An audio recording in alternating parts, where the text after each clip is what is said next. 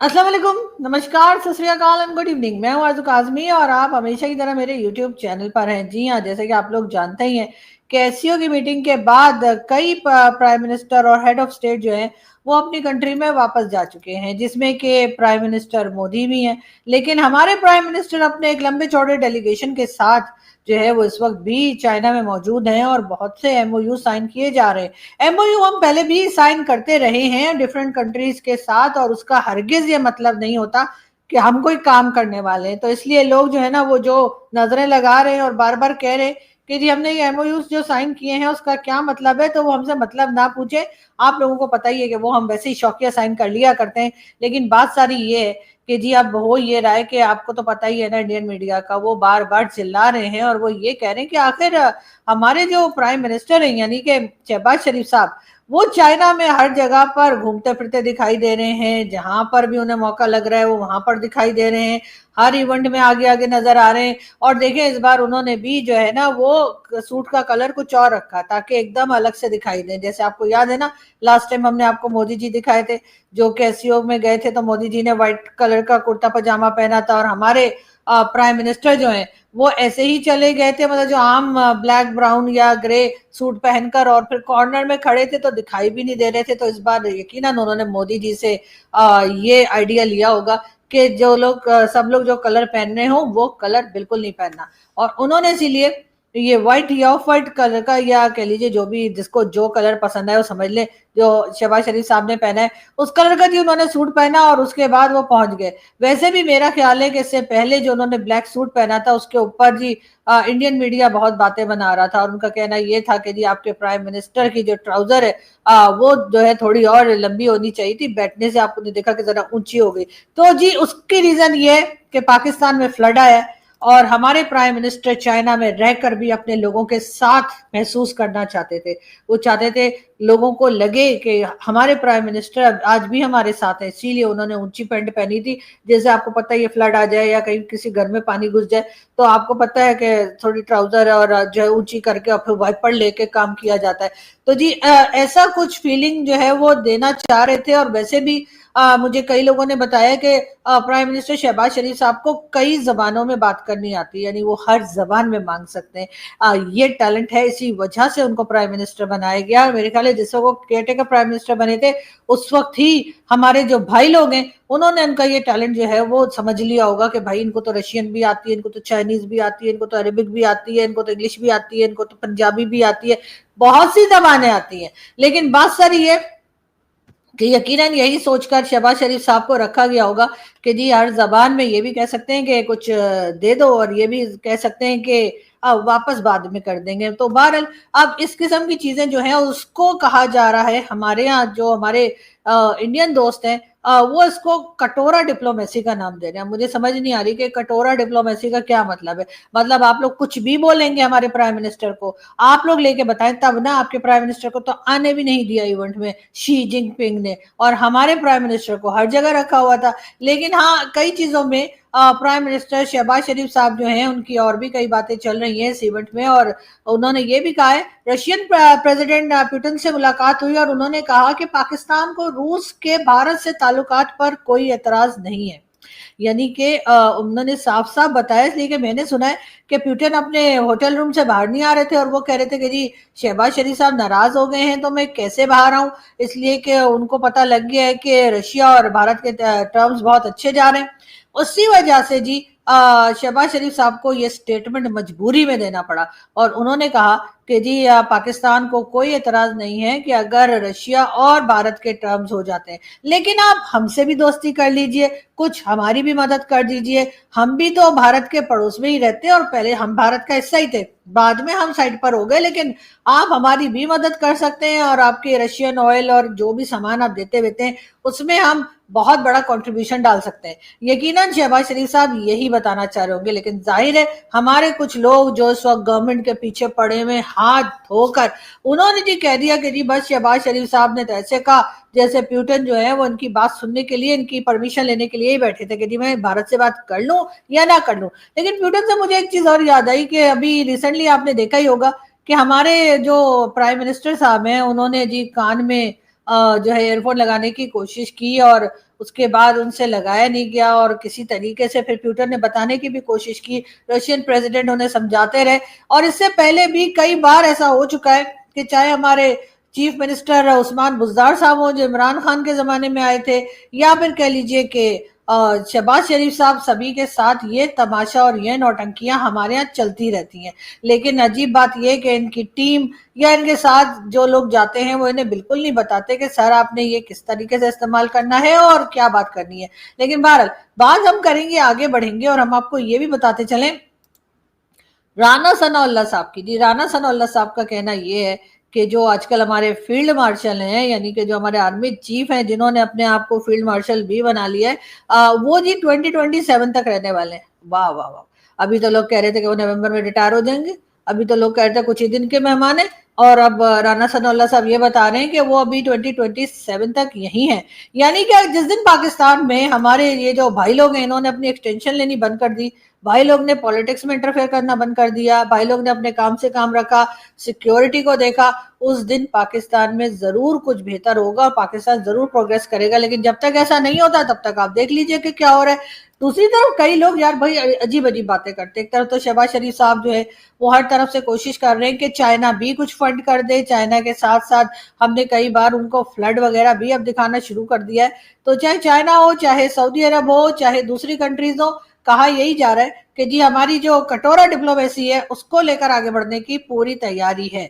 और अब हमने यूएई को इस्लामाबाद एयरपोर्ट तो दे ही दिया है, लेकिन बाकी कटोरा लेकर भी हम जगह जगह पर मांगने के लिए तैयार हैं। ये जो फ्लड है इसमें समझ में नहीं आ रहा कि कच्चे के डाकू जो है वो कहाँ गए, इसलिए कि कच्चे के इलाके में भी पानी गया है लेकिन कच्चे के डाकुओं को तो कुछ नहीं हुआ। कल भी उन्होंने जो है 8-10 बसें लूटी हैं और उसके बाद वो चले गए। यानी ये लोग जो जाकर चाइना को ये बता रहे हैं कि आप बिल्कुल महफूज हैं, आप बिल्कुल मत घबराएं, हम आपकी सिक्योरिटी का बड़ा जबरदस्त इंतजाम कर रहे हैं, उनसे अभी तक कच्चे के डाकू तो पकड़े नहीं गए। कच्चे या फिर कच्चे के डाकू कहीं पक्के के डाकुओं के साथ तो नहीं मिले हुए, लेकिन मुझे लगता है कुछ गड़बड़ जरूर है। तो बहरहाल कच्चे के डाकुओं ने यूट्यूब चैनल भी बनाया था, लेकिन वो गवर्नमेंट ने बंद करवा दिया। उन्होंने कहा नहीं नहीं ऐसे थोड़ी अपनी तुम सारी प्लानिंग बैठ के यूट्यूब पर बता दोगे कि आज हमने इधर लूट मार करनी है, आज हमने उधर लूट मार करनी। वैसे लूट मार से मुझे याद आया कि बलूचिस्तान में और केपीके में स्मगलिंग भी बहुत शदीद किस्म की होती है। आपको पता ही है ना कि बड़े बड़े ऑयल टैंकर्स जो हैं वो गुजरते हैं, उसके बाद मिनरल्स की चोरी होती है, ऑयल टैंकर्स की मतलब जैसे कहते हैं ऑयल की चोरी होती है, स्मगलिंग होती है, ईरान की तरफ से भी होती है, केपीके में अफगानिस्तान की तरफ से कई तरह की स्मगलिंग के का जो काम है वो चलते हैं। लेकिन ये टीटीपी वाले और बीएलए वाले इन पे कभी अटैक नहीं करते। कभी सुना है आपने कि कोई ऑयल टैंकर था उसके ऊपर अटैक कर दिया किसी ने? कभी सुना है आपने कि टीटीपी या बीएलए ने ऑयल टैंकर को लूट लिया, ऑयल टैंकर लेके भाग गए? या कभी सुना है आपने कि वो मिनरल्स जिससे ट्रांसफर किया जाता है वहां पे कोई उन्होंने अटैक कर दिया हो या उसे लूट लिया? इसका मतलब ये है कि दाल में कुछ काला है, दाल में कुछ काला है या पूरी दाल ही काली है। हो सकता है कि उन लोगों को कहो कि भाई आप सब लूट मार करो, जिधर जिधर जिसको मारना पीटना करो, लेकिन ये जो स्मगलिंग हो रही है ना यहाँ से वहां, और जिसमें कि जगह जगह बलूचिस्तान में और हर जगह केपीके में भी जगह जगह चेक पोस्ट बनी हुई है जहां पर भाई लोग बैठते हैं, तो इसलिए उनके सामने से आराम से इतना बड़ा ट्रक निकल जाता है, उनको पता नहीं लगता कि अरे ये ऑयल का ट्रक था, अच्छा ये स्मगलिंग हो रही थी, अच्छा हम तो समझे वैसे कोई गाड़ी जा रही है। तो जी इतनी ज्यादा कह लीजिए सिक्योरिटी के बावजूद स्मगलिंग पूरे जोरों शोर से चल रही है, तो इसका मतलब ये है कि दाल में कुछ काला नहीं, पूरी दाल ही काली है। हो सकता है इन लोगों को भी आपस में मिला लिया हो, कुछ हिस्सा विस्सा देते हो और कहते हो कि भाई अब खैर खैरियत से जाने दो, बाकी बाद में देख लिया जाएगा। तो बाकी वरना तो ये बीएलए वाले और कह लीजिए बलूचिस्तान में लोग गाड़ियां रोक रोक के जो है लोगों को आईडी कार्ड चेक करके और मार डालते हैं। लेकिन जो ये ऑयल टैंकर्स गुजरते हैं, जो ये मिनरल्स को लेकर स्मगलिंग होती है, और बाकी जो हथियार यहाँ से वहां कई तरह की स्मगलिंग जो केपीके और बलूचिस्तान दोनों जगह हो रही है, उसके ऊपर कोई एक्शन नहीं होता। और ये एक्शन क्यों नहीं होता, सोचिएगा सोचिएगा, आपको जरूर समझ आएगा कि इसके जो कह लीजिए लिंक्स है वो कहाँ जाकर मिलते हैं। जी हाँ, ये सब कुछ मिली भगत से हो रहा है और इसी वजह से इस तरीके से चल रहा है। वरना तो अभी तक कोई ना कोई ऑयल टैंकर के ऊपर भी अटैक हो गया होता, किसी ना किसी जगह पे जहाँ पे मिनरल्स और बाकी चीजें लेकर जाई जा रही हैं वहां पर भी अटैक हो गया होता। लेकिन अभी तक हमने तो नहीं सुना کہ कोई चाइनीज जो है वो मिनरल्स का बैग लेके जा रहा था और उसको पकड़ लिया, या कोई ऑयल टैंकर जा रहा था और उसके ऊपर अटैक कर दिया। ऐसी कोई खबर हमने तो नहीं सुनी। अगर आपने सुनी हो तो आप हमें जरूर बताइएगा, हम अपने आप को अपडेट कर लेंगे। वरना मुझे तो हैरत होती है कि अभी इतना फ्लड आया, इतना कुछ पानी में क्या कुछ बह गया, और उसके बाद जो है वो ये कच्चे के डाकू जो है, कल रात की बात कर रही हूँ मैं, ज्यादा पुरानी नहीं, कल रात को 8 से 10 बसें जो है वो लूटी हैं कच्चे के डाकुओं ने। वैसे पहले एक एक करके बसें जाया करती थी। फिर हमारे भाई लोग ने और हमारी स्टेट ने और हमारी गवर्नमेंट ने सोचा कि जी ऐसा करते हैं कि इससे तो कच्चे के डाकू जो है वो बसें लूट लेते हैं, कि अकेले होने की वजह से अब 8-10 बसें एक साथ भेजो तो कच्चे के डाकू नहीं लूट पाएंगे। लेकिन हुआ क्या कि वो उनका काम आसान हो गया। सारा दिन बैठ के बस का इंतजार किया करते थे, अच्छा अब एक आ गई लूट ली, दूसरी आ गई लूट ली। अब एक साथ 8-10 बसें पहुंच जाती हैं, कच्चे के डाकू जो है वो बसों को लूटते हैं और उसके बाद जाकर KFC खाकर हाथ झाड़ के सो जाते। तो बात सारी ये कि जी ये जो कुछ हो रहा है ना वो हमारी समझ से तो बाहर है कि पाकिस्तान में क्या हो रहा है। दूसरी तरफ हमारे प्राइम मिनिस्टर हैं, वो कभी रशिया से कुछ मांग रहे हैं, कभी चाइना को कह रहे हैं कि CPC का फेज 2 शुरू कर दे दिए, हमने ट्रेन बनानी है, ट्रेन सिस्टम बनाना है, कभी क्या बनाना है। तो हमारा जो कटोरा डिप्लोमेसी है वो पूरे तरीके से इस वक्त चल रही है। और दूसरी तरफ है ट्रम्प, अभी ट्रम्प से भी बहुत कुछ खींचना बाकी है। आपको तो पता है ना, ट्रम्प को हमारी इस वक्त जरूरत है। ट्रम्प जो है इस वक्त हमारी तारीफ करते नहीं थक रहे। ट्रम्प को इस वक्त अपना ये भी जाहिर करना है, ये भी साबित करना है कि उनको नोबेल पीस प्राइज मिल सकता है। ये और बात है जब उन्हें वो प्राइज मिल जाएगा, अगर इन केस अगर इतना खराब ज्यूरी सिस्टम हुआ कि उनको मिल ही गया, तो उसके बाद वो पाकिस्तान से जरूर आंखें फेर लेंगे। लेकिन इस वक्त उन्हें पाकिस्तान की जरूरत है। तो यहाँ पर भी हमारी जो कटोरा डिप्लोमेसी है वो काम आएगी। और यकीनन शहबाज शरीफ साहब और उनकी टीम जो है वो डोनाल्ड ट्रंप को बताएगी कि जी हमारे यहाँ इतना फ्लड आ गया, हमारे यहाँ लोगों के घर बह गए, हमारे यहाँ लोगों के जानवर बह गए, ये हो गया वो हो गया करके। और उसके बाद जो है वो डोनाल्ड ट्रंप से भी कुछ ना कुछ ले लेंगे हम। अभी तक तो खैर हम ऊपर वाले का दिया और जिसे कहते हैं कि डोनेशन पर लिया, बहुत कुछ हमें मिल चुका है। कई कंट्रीज ने पाकिस्तान की मदद करने का वादा भी किया और कई ने अपने वादे पूरे भी कर दिए। लेकिन जाहिर है उससे होगा क्या, उससे 4, 6, 10 समझे 12 के करीब या समझे 2 दर्जन लोगों के घर आ जाएंगे, कॉर्नर के प्लॉट, कनाडा, दुबई, अमेरिका या कहीं पे। लेकिन बाकी सबका क्या, वो सब क्या करेंगे? तो यकीनन जो है भी हमें फंड्स की ज्यादा जरूरत है। तो सब लोग जो है उससे पहले कि ये बारिशें खत्म हो जाए, इससे पहले फ्लड खत्म हो जाए, पाकिस्तान को चाहिए भाग भाग के सब लोगों से जो है ना अपना कटोरा डिप्लोमेसी के जरिए पैसा जो है वो पकड़ लें। और तभी आपके लिए बेहतर होगा। आपको पता है कि कमाने वमाने की, काम करने की आदत तो हमारे लोगों में है नहीं।